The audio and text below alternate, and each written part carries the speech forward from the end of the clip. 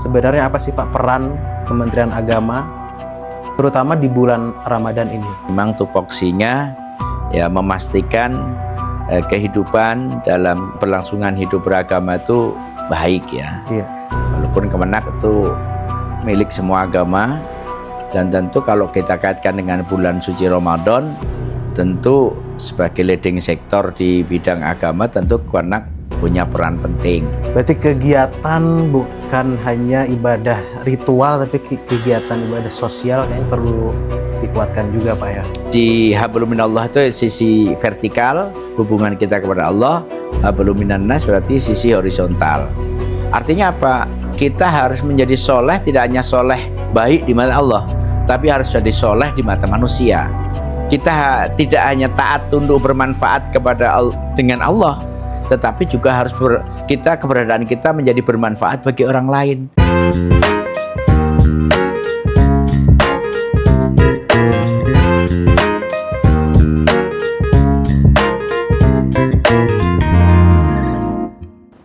Assalamualaikum warahmatullahi wabarakatuh. Salam sejahtera untuk kita semua, Sobat Religi. Selamat datang di podcast Kemenak Samarinda edisi Ramadan. Bersama saya Lutfi dan bersama Bapak Kepala Kantor Kementerian Agama Kota Samarinda, Dr. Andes Haji Nasrun MH. Assalamualaikum Bapak. Waalaikumsalam warahmatullahi wabarakatuh. Terima kasih Pak sudah berkenan kami ajak podcast, dan podcast ini sebenarnya kan juga dukungan dan arahan dari Bapak. Kalau saya lihat jadwal Bapak di bulan Ramadan cukup padat, gimana Pak? Jadwal yang padat di bulan Ramadan dan kesehatannya gimana hari ini Pak? Alhamdulillah Allah masih memberikan kesehatan prima kepada Bapak. Memang Ramadan selayaknya kita gunakan untuk hal-hal yang positif. Jadi lebih bagus kalau jadwal padat ya, sehingga tidak terasa menjalani waktu-waktu puasa, tahu-tahu ya sudah berbuka. Dan yang lebih penting, semoga setiap kegiatan yang kita lakukan di bulan Ramadan itu memberikan manfaat. Itu Pak. Amin. Saya perkenalkan dulu ke Sobat Religi, Bapak Dr. Andes Haji Nasrun MH saat ini menjabat sebagai Kepala Kantor Kementerian Agama Kota Samarinda sejak 18 September 2025 lalu, yang artinya saat video ini di-tag udah 5 bulan. Sebelumnya Pak Haji Nasrun juga pernah menjabat Kepala Kantor di Kemenak Kutai Kartanegara, dan sebelumnya lagi Kepala Kantor di Kabupaten Kutai Timur. Kami mau dengar cerita nih dari Bapak, perjalanan karir di Kementerian Agama, atau mundur lagi ke belakang Pak, lahir, pendidikan, sampai saat ini menjabat sebagai Kakan Kemenak. Baik, terima kasih. Alhamdulillah satu anugerah ya. Dan pada hari ini kita berbagi dengan sahabat religi ya. Jadi alhamdulillah Bapak ditakdirkan lahir di sebuah kabupaten di Jogja, namanya Kabupaten Bantul, tanggal 6 Desember 1969. Jadi mungkin sudah 56, 57 tahun yang lalu. Bapak Nasrun kecil dulu sekolah di Bantul ya, baik itu sekolah dasar, SMP sampai ke perguruan tinggi, bahkan pondok pesantren juga Bapak mengenyam pendidikan pondok pesantren sekitar 5 tahun itu di Kota Bantul. Dan Bapak menyelesaikan S1 itu tahun 1993, sehingga itu gelar DRS terakhir yang bisa dipakai, karena setelah Bapak wisuda, saya ingat Bapak sudah tidak ada lagi gelar DRS, karena setelah itu diganti SAG.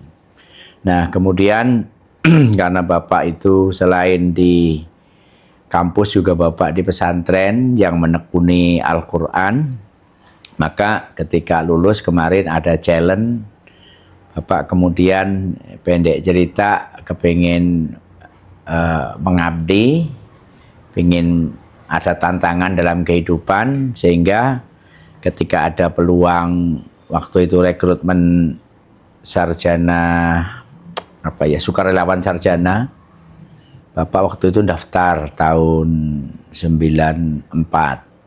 Karena setelah lulus itu sempat Bapak pengabdian di pondok dulu, ngajar sebagai guru di pesantren An-Nur ya, pesantren An-Nur. Guru bapak namanya Kiai Haji Nawawi Abdul Aziz Al-Hafiz. Karena memang pesantren bapak pesantren tahfiz Quran. Terus kemudian tahun 94 kebetulan bapak diterima sebagai salah satu relawan, sarjana relawan, yang waktu itu saya ingat bapak seleksinya di UGM dan bapak kemudian lulus, dinyatakan lulus dan dididik di waktu itu di beberapa tempat di Jawa Barat seperti di Cilodong, Cikole, Batu Jajar. Dan bapak ingat sekali yang membaiat bapak di Batu Jajar itu Pak Prabowo, yang waktu itu masih Danjen Kopassus kalau nggak salah. Dan saya qadarullah beliau sekarang jadi presiden. Tapi bapak tahu persis waktu di Batu Jajar yang baiat bapak untuk mencium bendera itu ya Pak Prabowo. Terus kemudian tahun 94 bapak penempatan di bapak penempatan di Kaltim. Nama Kaltim waktu itu bapak tidak kenal. Taunya, mohon maaf Mas Lutfi, di tahun 94 itu yang terkenal cuma dua, Balikpapan dan Puntang. Karena waktu itu migasnya kan. Jadi kita nggak kenal Samarinda, apalagi Kukar, nggak kenal saya. Cuma karena penugasan itu di pedalaman Kukar, bapak waktu itu berangkat bismillah setelah pengkaderan hampir sebulan di ala militer atau semi militer lah, lebih tepatnya semi militer. Maka bapak berangkat, ya mohon maaf, dengan membawa niat dan keberanian. Pendek cerita, bapak ditempatkan di sebuah desa di pedalaman. Kalau sekarang masuk di Kutai Barat. Kalau dulu masih Kutai, namanya Desa Jerang Melayu, Kecamatan Morapahu. Jadi kalau dulu itu perjalanannya mungkin bisa 2 hari 2 malam naik kapal ya, saya ingat bapak itu. Jadi pendek cerita, bapak akhir 94 itu ditugaskan di pedalaman di Kutai Barat. Nah, kemudian bapak jalani tugas pendampingan, karena tugas bapak itu mendampingi masyarakat desa untuk mengentaskan dari kemiskinan. Waktu itu desa-desa yang miskin ekstrim itulah yang ditempatkan sarjana-sarjana terpilih mungkin ya, karena kebetulan bapak juga alumni dari Jogja. Alhamdulillah juga IPK-nya juga lumayan di saat itu. Alhamdulillah setelah kurang lebih bapak jalani setahun, bapak adaptasi di Kutai Barat. Kemudian waktu itu ada rekrutmen, kebetulan ada rekrutmen CPNS. Dan bapak ditawari, karena waktu itu jadi PNS itu nggak terlalu nggak terlalu serumit sekarang. Kalau dulu jadi CPNS itu bapak ditawari mau ndak ngabdi di sini. Bahkan dulu ditawari ada 2 pilihan, mau jadi dosen atau jadi ya tenaga administrasi. Jadi waktu itu ya bapak kebetulan yang nawari bapak itu namanya almarhum Pak Haji Sopyan, anggota DPR Kutai kalau nggak salah. Beliau di Puntang tinggalnya. Al-Fatihah untuk beliau, karena beliau yang penghubung dari bapak tadi itu. Terus kemudian pendek cerita 95 bapak ikut tes dan diterima, 96 dapat SK penempatan. Jadi kalau dulu ada perlu waktu setahun, kita untuk antara tes dengan penempatan itu perlu setahun. Dan diklatnya dulu di Balikpapan, diklat Dodikjur ya, Dodikjur di Balikpapan. Terus bapak mengawali sebagai CPNS itu di KUA Lojanan. Posisi pertama berarti sebagai staf KUA, Pak? Staf KUA. Baik. Jadi bapak staf KUA itu 3 tahun. Nah, kemudian saya nggak tahu atas pertimbangan apa pimpinan bapak mempromosikan bapak sebagai kepala KUA. Karena bapak juga S1, terus ya mungkin dipandang apakah saya nggak ngerti ya. Kemudian bapak tahun 96 sampai 99 posisi staf KUA Lojanan yang berada di Loduri. Kemudian tahun 99 Bapak diangkat sebagai kepala KUA di Kecamatan Kenohan. Itu agak jauh ya. Jadi kalau dari Kutai itu dulu naik mobil dulu 2 jam, habis itu naik lagi perahu 2 jam, ya perjalanannya 4 jam. Di Kenohan, tanpa terasa Bapak di sana mengawali karir sebagai kepala KUA, itu nggak terasa 5 tahun. Begitu udah 5 tahun, Bapak dipindah lagi ke Kecamatan Muara Jawa, juga sebagai kepala Masih sebagai KUA, kepala KUA, Pak. yaitu 2 tahun. Kemudian lanjut tahun berarti di Kenohan 2009 sampai 2004. Kemudian di Muara Jawa 2004 sampai 2006. Nah, kemudian 2006 sampai habis itu Bapak ditarik sebagai kasih. Nah, kasih ini Bapak jalani hampir 10 tahun. Itu di Kabupaten Kutai Kartanegara. Ada 3 kasih rasanya Bapak pernah. Ya. Saya pernah kepala seksi pendidikan diniyah dan pondok pesantren. Pernah kasih Bimas Islam. Ya. Pernah kasih penyelenggara haji dan umroh. Dan setelah itu, setelah 10 tahun, Bapak kemudian dipromosikan naik lagi sebagai Kasubag TU. Masih di Kukar. Masih di Kukar. Itu mulai 2016 sampai 2019. Nah, kemudian di akhir 2019 dipromosikan kembali sebagai kepala Kemenak di Kutai Timur. Bapak jalani 2 tahun lebih, dipindah lagi ke Kutai Kartanegara sebagai kepala Kemenak. Bapak jalanin lagi sampai 3 tahun lebih, dan alhamdulillah Allah takdirkan Bapak sekarang dipindahkan ke kota Samarinda sebagai kepala Kemenak, dan Bapak jalani sudah hampir 5 bulan. Alhamdulillah, Pak ya, Ya. perjalanannya cukup panjang. Panjang. Kalau dilihat-lihat pengalaman jabatan, pengalaman spiritual, kayaknya memang udah di levelnya kepala Kemenak ini. Ya. Pak Dasri ini, Pak. Oleh karena itu saya mau masuk bahas tentang institusi kita, Pak, Kementerian Agama. Hadir negara sebagai bentuk negara hadir untuk memberikan pelayanan di bidang agama. Sebenarnya apa sih, Pak, peran Kementerian Agama terutama di bulan Ramadan ini? Seperti misalnya setiap awal Ramadan TV masyarakat pasti punya sorotan lebih ke Kementerian Agama. Peran kita seperti apa, Pak? Jelas, sebagai kita bersyukur ditugaskan atau dipilih, ya, terpilih menjadi ASN Kemenak.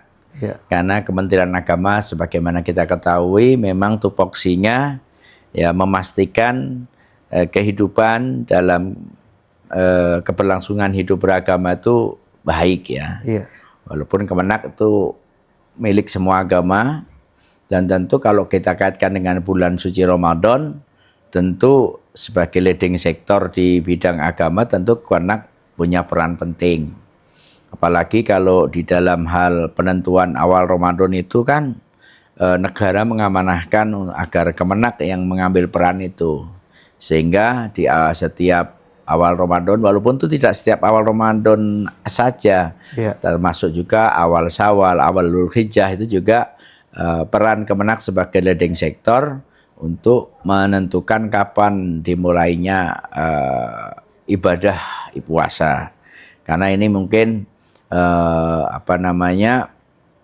ada satu ayat Quran, faman syahida minkumus syahru falyasumah. Apabila kamu menyaksikan bulan pada bulan itu falyasumah. Dan kemudian ada satu hadis lagi, sumu li ru'yatihi wa utiru li ru'yatihi. Berpuasalah kamu karena melihat hilal dan berbukalah kamu karena melihat hilal. Ini artinya apa? Mengamanahkan agar Kementerian Agama melaksanakan kegiatan yang namanya ru'yatul hilal.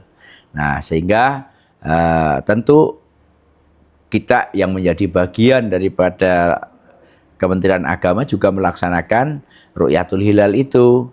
Karena ini pasti ditunggu-tunggu oleh masyarakat untuk memastikan kapan ibadah itu dimulai. Dan kita menghargai kalau ada perbedaan itu khazanah dalam Islam ya. Tapi bersyukur tetap kita jaga hidup yang rukun. Begitu pula terkait penentuan kadar zakat. Kadar zakat juga Kemenak memiliki peran penting. Walaupun dalam hal penentuan 1 Ramadan itu juga nggak sendiri Kemenak, tetapi dia berkolaborasi dengan stakeholder, melibatkan tentu yang ahli-ahli astronom ya, kayak BMKG, kayak misalnya tokoh agama, ulama, ormas-ormas itu kan semua dilibatkan untuk menghasilkan hasil yang tepat. Begitu pula dalam penentuan kadar zakat pun juga Kemenak tidak mandiri, tetapi dia berkolaborasi dengan Dinas Perdagangan, Koperasi, termasuk dengan UMKM, termasuk dengan ormas, pengelola Basnas, LAS dan sebagainya. Nah, ini tentu peran. Terus berikutnya tentu Kemenak ingin memastikan bahwa penyelenggaraan peribadatan di bulan Ramadan ini bisa berlangsung dengan baik dan aman. Sehingga perlu memang ada regulasi-regulasi yang di situ harus di Kemenak sampaikan, termasuk mengenai bagaimana kita saling menghargai kalau ada perbedaan dalam amaliyah, atau mungkin bagaimana kita menghargai kalau misalnya, mohon maaf, bagaimana sih kita penggunaan pengeras suara agar tidak mengganggu lingkungan, bagaimana pula mengatur agar di bulan Ramadan juga perekonomian harus jalan kan? Betul.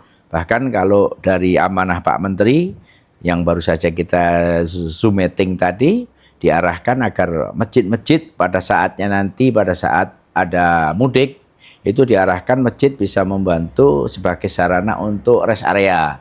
Jadi masjid bisa digunakan sebagai rest area para pemudik. Nah, ini artinya apa? Sangat strategis. Sehingga pada bulan Ramadan di mana umat muslim banyak beribadah, di situ banyak kajian-kajian, juga memastikan bahwa kajian-kajian yang dilaksanakan di semua suro, langgar, musola maupun masjid-masjid itu tentu kita mengharapkan para mubaliknya, mubalik yang juga yang adem, mubalik yang tidak provokatif, mubalik yang apa ya, menghargai perbedaan dan kerukunan. Saya kira itu Mas Lutfi. Pak, kalau ngomongin tentang kerukunan, tadi kalimat terakhir Bapak kerukunan. Bagaimana sih Pak merajut sekaligus menjaga juga ini kota Samarinda yang kita tahu Samarinda ibu kota Provinsi Kalimantan Timur, masyarakatnya majemuk, terdiri dari banyak suku, agama. Seperti apa Pak menjaga kerukunan? Karena kalau saya boleh ngutip sambutan Menteri Agama di peringatan HAP kemarin, bahwa kerukunan bukan hanya tentang ketiadaan konflik, tapi jadi energi untuk membangun bangsa. Gimana sih Pak? Tentu kita sebagai orang yang memiliki basic agama harus paham dengan ayat ya Yuhannas inna khalaqnakum min dzakari wa unsa wa ja'alnakum syu'uban wa qabaila lita'arafu. Sudah menjadi kudratullah adanya perbedaan itu, karena Allah sudah menjadikan manusia itu bersuku-suku, berbangsa-bangsa, beda karakter, beda budaya, beda bahasa, beda pemahaman. Nah ini tapi kata kuncinya lita'arafu, untuk saling memahami. Lita'arafu itu bukan hanya ta'aruf punya hanya saling kenal, tapi saling memahami, saling menghargai. Itu kata kuncinya di situ. Ketika kita sudah bisa saling memahami, perbedaan itu sesungguhnya akan jadi energi positif. Karena justru perbedaan itu bukan untuk dipertentangkan. Perbedaan itu harus kita ambil menjadi energi positif. Nah, terkait dengan kerukunan yang ada di Samarinda, tentu saya tahu di Samarinda sebagai kota yang syarat religius ya, alhamdulillah juga mayoritas muslim, tentu kita harus wajib menjaga. Namun kita harus ingat bahwa yang tinggal di Samarinda tidak hanya orang muslim kan gitu ya, dan tidak semua orang juga puasa gitu kan. Betul. Karena di dalam Islam ada juga ya orang-orang yang boleh tidak puasa kan. Kalau misalnya orang sakit atau mungkin perempuan yang lagi halangan atau orang yang lagi ada uzur kan boleh nggak puasa. Artinya apa? Bukan orang yang puasa minta dihargai, kita juga yang puasa harus menghargai orang yang lain. Nah tentu justru orang yang betul-betul paham agama itulah yang nanti akan bisa menghadirkan Islam yang santun, Islam yang ramah, Islam yang rukun, Islam yang menghargai perbedaan. Itulah yang dicontohkan Nabi dengan masyarakat Madani, di mana di Madinah dulu Nabi tidak hanya satu komunitas Muslim, justru Nabi itu waktu itu ada juga macam-macam, plural juga kan. Ada orang Yahudi, ada orang Nasrani, ada orang Majusi, ada orang Islam, ada orang Ansor, ada orang Muhajirin, tapi semuanya bisa bersatu padu baik. Dan saya kira ini yang harus kita hadirkan ya. Betul. Jadi tidak ada masalah mengenai perbedaan, apalagi kalau hanya perbedaan amaliyah yang kecil-kecil, saya kira biasa. Biasa aja, Mungkin Pak. di sini juga kan ada yang puasa mungkin sudah 6 hari, ada yang 7 hari, mungkin ada juga yang ya enggak masalah. Betul, kan? nggak jadi Saya masalah, Pak. Ya. Sebagai kepala kantor, tentu di tingkat kota Samarinda, tentu Pak Nasrun kan punya banyak pasukan ASN Kementerian Agama nih, Pak. Ya.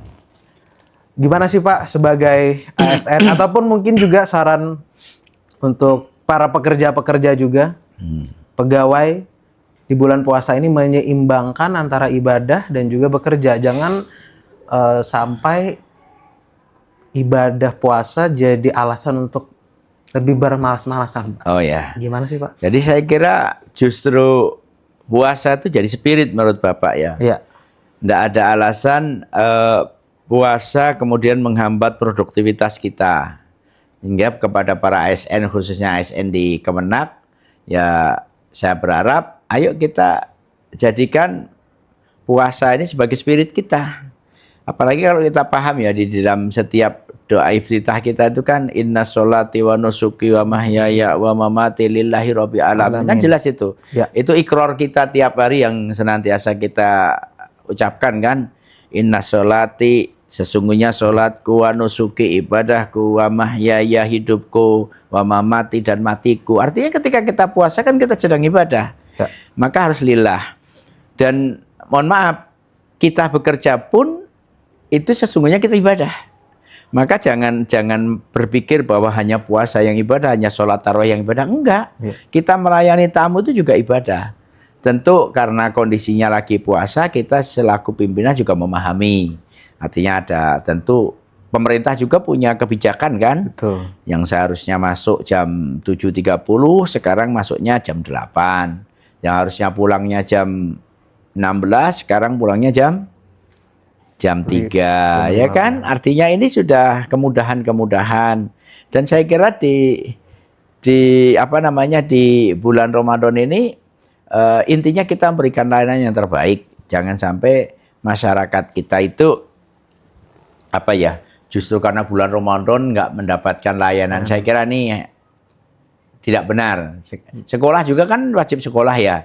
Dan kantor-kantor juga buka. Cuma memang juga tidak full karena memang menghargai orang sedang puasa gitu. Kementerian Agama. Tentu di dalamnya ada KUA, ada juga madrasah, Pak. Gimana sih Pak penguatan pendidikan agama?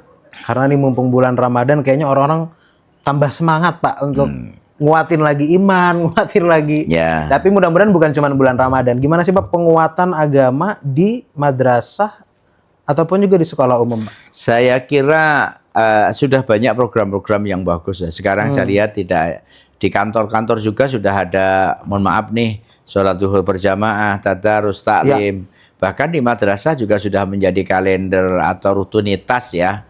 Di sekolah umum juga ada pesantren kilat, ada kelas Ramadan. Saya kira itu hal-hal yang positif ya. Kajian-kajian di setiap masjid, di setiap surau juga dilakukan. Saya kira ini bentuk kegiatan yang produktif, bentuk kegiatan yang positif untuk memberikan warna baru. Karena bagaimanapun kadang-kadang mohon maaf nih, kita ini kan kalau tidak dipaksa di bulan Ramadan memegang Quran ini kan juga kadang-kadang males. Tetapi dengan di bulan Ramadan bahkan ada kelompok-kelompok tadarus, saya kira itu hal yang positif ya.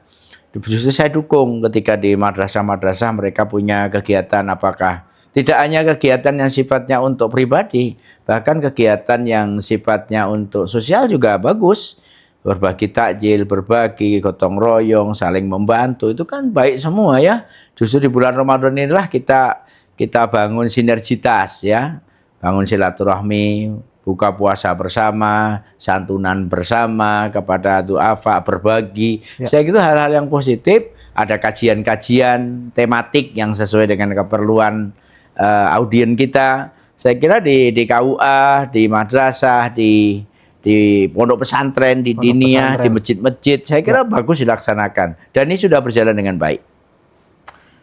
Berarti kegiatan bukan hanya ibadah ritual, tapi kegiatan ibadah sosial kayaknya perlu dikuatkan juga, Pak ya. Harus, karena itu Islam itu kan harus ada dua aspek ya, hablum minallah wa hablum minan nas.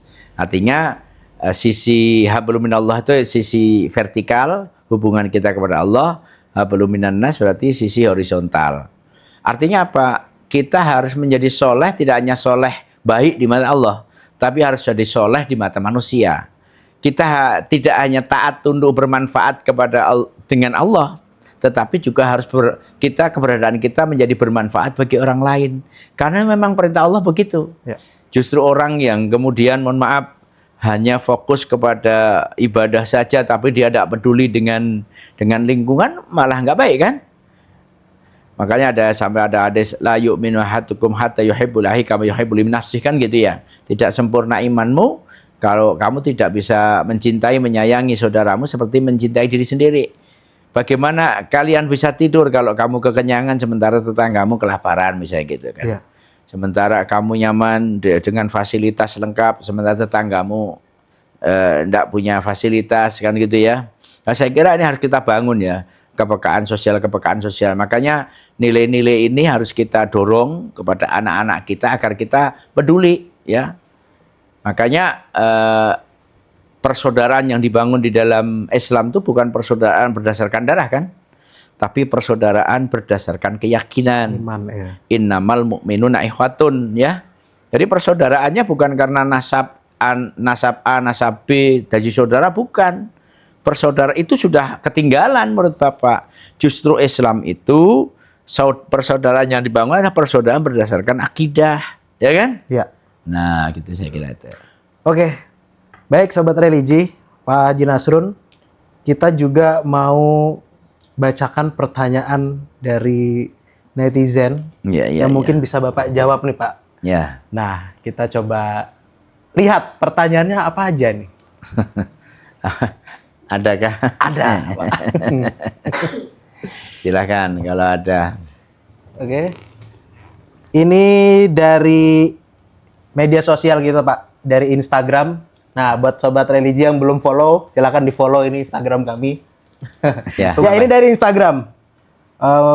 Pertanyaannya, cara biar orang tua mau anaknya nikah di mall pelayanan publik gimana? Biar bisa beli rumah uangnya. Nah, ini Pak, banyak masalah Pak. Ini aspirasi sendiri atau pertanyaan benar nih? Pertanyaan dari umat. Jadi saya kira gini ya. Gimana Pak? Nikah ada sesuatu yang sakral. Iya. Ya, nikah sesuatu yang sakral. Dan nikah itu perintah agama. Artinya kata Rasulullah, an-nikahu sunnati, ya, ini kepada para jomblo yang belum nikah, halo, segeralah nikah karena nikah itu sunnahnya Nabi ya. An-nikahu sunnati, wa man raqiba'an falaisa minni. Barang siapa membenci pernikahan, falaisa minni, dia bukan umatku. Bukan karena membenci itu bukan karena membenci itu memang betul-betul nggak mau nikah. Misalnya sudah ada jodoh yang mau, ada yang memang datang. Ya kalau cari yang sempurna mungkin sulit juga Mas Lutfi di hidup ini. Nah, kembali ke pertanyaan bagaimana ini lebih ke arah komunikasi menurut Bapak. Komunikasi kepada orang tua. Karena kadang-kadang orang tua kepengen juga anaknya itu kan terlihat barangkali ada juga orang punya prinsip nikah sekali seumur hidup, harus mewah, harus begini. Cuma kan kita juga harus berpikir realistis ya. Bapak termasuk orang yang gini, bukan Bapak nggak mendukung orang nikah di gedung, nikah mewah, silahkan kalau memang ada rezekinya, ada uangnya, boleh silahkan. Cuma Gen Z ini kan sekarang berpikirnya kritis, berpikirnya realistis juga, objektif. Artinya gimana? Karena nikah itu mau nikah di mall layanan publik, mau nikah di KUA kan sama-sama sahnya, asal syarat rukunnya terpenuhi juga sah, punya buku nikah. Nah, justru menurut Bapak itu positif. Positif kenapa? Karena nikah di MPP itu kan gratis, ya. Terus kalau daripada mohon maaf nih uangnya dihambur-hamburkan, mohon maaf nih untuk sewa gedung, sewa sound system, sewa hiburan, sewa macam-macam. Kenapa enggak kita misalnya mohon maaf nih dipakai untuk investasi saham, modal usaha, untuk kredit rumah? Saya kira itu bagus. Ya, caranya bagaimana komunikasi? Ya, silahkan dikomunikasikan dengan orang tuanya pelan-pelan, diberi pemahaman bahwa ini bukan merendahkan martabat perempuan loh, gitu. Karena kadang-kadang kan ada orang tua itu merasa, wah anakku kenapa nikahnya kok sederhana banget kayak nggak punya harga. Bukan itu, ya. Justru menurut saya kan kalau orang nikah itu kan dihabiskan sakinah, mawaddah, warahmah kan.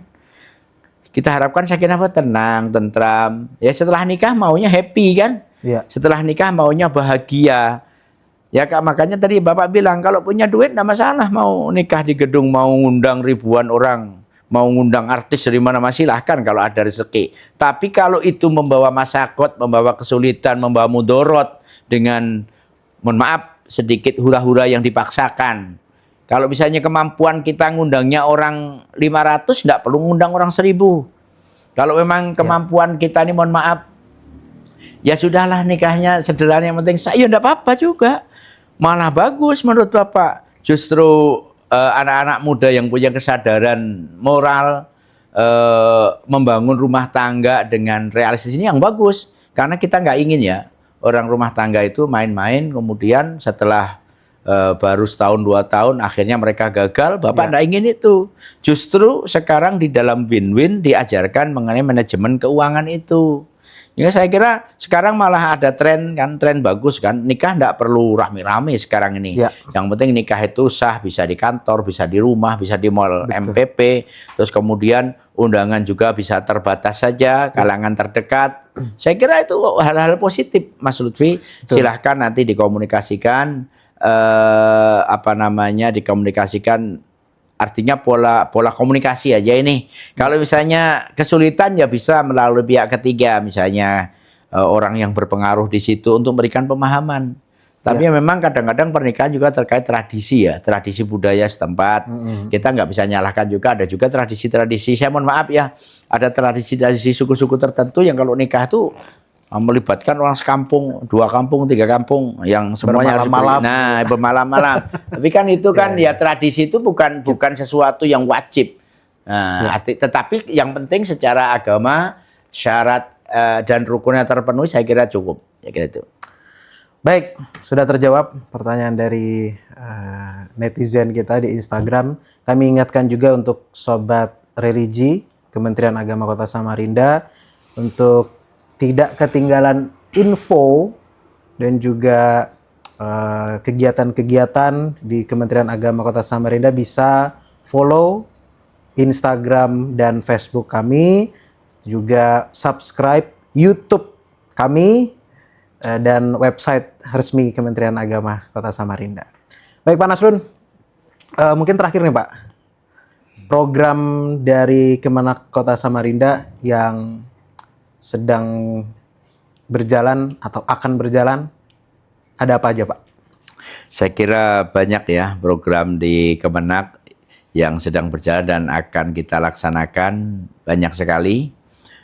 Kalau di bulan Ramadan tentu kita punya jadwal kajian, punya tadarus bersama, kita punya rencana juga berbagi takjil dan sebagainya. Ya. Itu program-program yang terkait Ramadan ya. Kalau program terkait kantor juga banyak. Kita juga sedang katakanlah menggarap sertifikasi tanah wakaf. Kita juga sedang mengejar PPG guru-guru agama kita.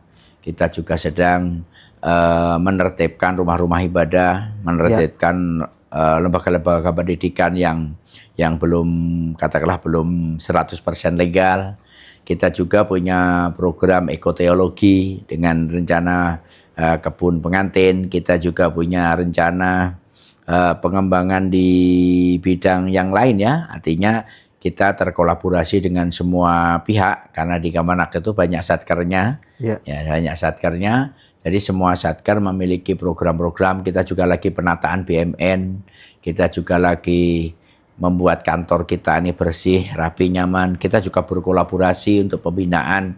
Kita kerjasama dengan rumah sakit, kerjasama dengan lapas, kerjasama dengan perbankan, kerjasama dengan stakeholder lainnya, termasuk dengan pemerintah kota, agar untuk memastikan semua program-program layanan kita berjalan dengan baik. Begitu pula kita rutin juga ada kegiatan pendampingan, ada pembinaan mu'alaf, ada juga pengukuran arah kiblat. Saya kira banyak hal Mas Lutfi yang bisa kita lakukan. Mudah-mudahan harapan kita kehadiran Kemenak itu bisa memberi manfaat lebih. Amin. Ya. Amin. Sehingga dan saya terbuka untuk saran kritik kepada sahabat religi untuk perbaikan layanan ke depan. Sehingga saat ini pun kita juga sudah pastikan untuk membuat layanan online untuk beberapa layanan seperti live TikTok supaya memudahkan memotong birokrasi. Dan kita sekarang kan sudah, mohon maaf, sudah menggunakan Sri Kandi juga, sehingga memudahkan masyarakat, tidak perlu harus hadir, tidak perlu harus pakai kertas, semuanya bisa dikirim lewat email, bisa dikirim lewat medsos, secara bisa, online. ya sekarang bisa dilaksanakan di mana saja. Saya kira itu beberapa inovasi ya yang sudah banyak kita lakukan. Terima kasih. Baik, ternyata bukan cuman tentang baca doa saja, Kemenak banyak Pak ya Banyak sekali pekerjaannya dan perannya di masyarakat. Baik Pak Nasrun, mungkin ada pesan secara khusus ataupun umum kepada sobat religi dimanapun berada, terutama untuk masyarakat Kota Samarinda. Silakan, Baik, pemirsa dan sahabat religi, pesan Bapak pertama, ayo kita sambut bulan Ramadan dengan sukacita. Karena kata Rasulullah, man farihab itu khuli Ramadan dakhala jannah. Barang siapa suka, cita, senang dengan datangnya bulan Ramadan, itu ciri-ciri penghuni surga. Yang kedua, jangan ketinggalan untuk meraih keberkahan bulan Ramadan dengan melaksanakan amaliyah-amaliyah. Yang ketiga, jaga kerukunan dalam hidup beragama, dan kita pastikan Samarinda sebagai contoh simbol kerukunan hidup beragama yang baik. Saya kira itu. Selamat menunaikan ibadah puasa Ramadan. Assalamualaikum warahmatullahi wabarakatuh. Waalaikumsalam warahmatullahi wabarakatuh. Terima kasih Pak Kepala Kemenak Kota Samarinda, Dr. Andes Haji Nasrun MH. Sobat religi, demikian podcast Kemenak Samarinda edisi Ramadan untuk kali ini. Jumpa lagi di edisi selanjutnya. Saya Lutfi pamit undur diri. Wassalamualaikum warahmatullahi wabarakatuh. Waalaikumsalam.